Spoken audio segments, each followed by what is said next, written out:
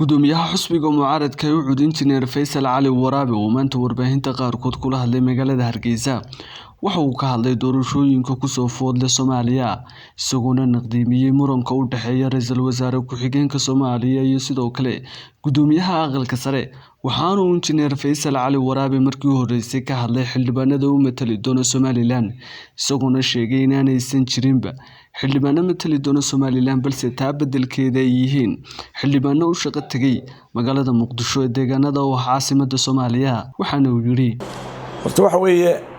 waa nasiib darro maanta inagoo dalkeeni 30 sano gacanta ku haynay alxamdulillah rabbil caalamiin in maanta xamar la yiraaho doorasho ka qayb galiyaan dadka reer Somaliland waxaan ii sheegayaa bal waxaan ay sheegayaan leeyihiin dadka ka socda gobolada waqooyi waxa weeye waxay yiraahdeen konton xildhibaan oo waxa la isku haystaa ka socda gobolada waqooyi horta dadka halkaa tagay waxa weeye waa dad iskoodu tagay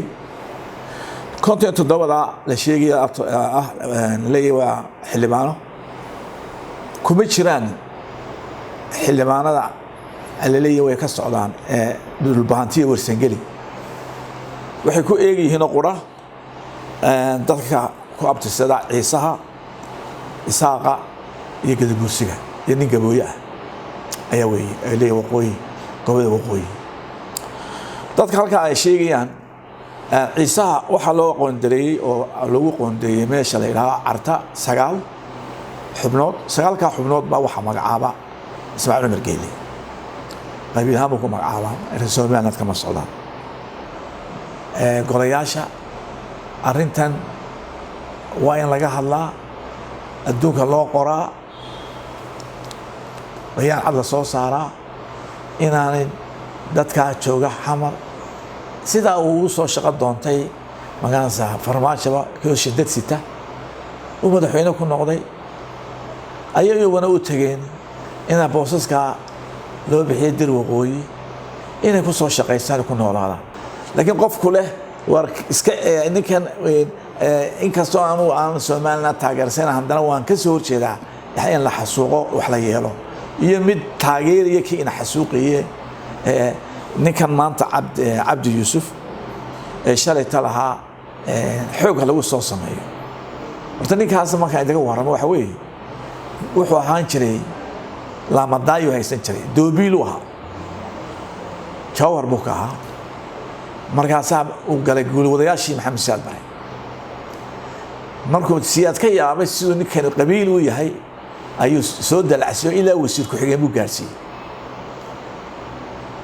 maantana inuu hanjabeynay waxa weeye laba waxba uu ka helay USCO da uu suurtay gelisay inuu haddana maanta inankii uu adeerka Maxamed Saad Bare inta codsiyaan fiila Soomaaliya geliyaan oo isaga ka dhigto la taliye taas waa suurta gashay hadii kale wuxuu ku baqtay laha Burtinle ay ku baqtay laha inuu xamar joogo ma xaraam bay ka hadlay iyada inagoo ilowna godobteeni